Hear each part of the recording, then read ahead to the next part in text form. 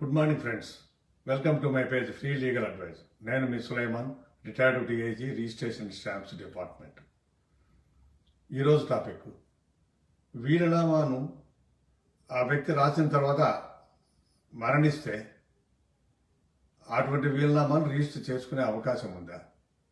అవునండి, ఒక వ్యక్తి మరణించిన తర్వాత కూడా అతను రాసిన వీలునామాను రిజిస్టర్ చేసుకోవచ్చు.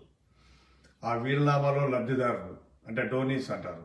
ఆ లబ్ధిదారులు సబ్ రిజిస్ట్రార్ ఆఫీస్ వెళ్ళి సదరు వీలునామాను దాఖలు చేస్తూ వీలునామా వెంట డెత్ సర్టిఫికెట్ను అతను ఒకవేళ వీలునామా రాయకుండా మరణిస్తే హిందూ సక్సెషన్ యాక్ట్ ప్రకారం ఎవరైతే వారసులు అవుతారో అటువంటి వారసుల పేర్లు, వాళ్ళ చిరునామాలు, ఆస్తి ఉన్న ఊర్ల వివరాలు ఇవ్వాల్సి ఉంటుంది.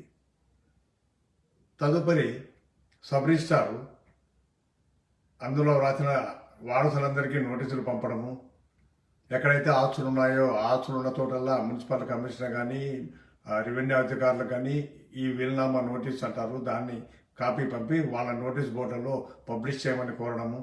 తర్వాత లోకల్ న్యూస్ పేపర్లు ఎక్కడెక్కడైతే ఆస్తులు ఉన్నాయో తర్వాత ఆ ఊర్లలో ఉన్న న్యూస్ పేపర్లలోనూ అడ్వర్టైజ్ చేసి ఏ అభ్యంతరాలు రాకపోతే రిజిస్టర్ చేయవచ్చు.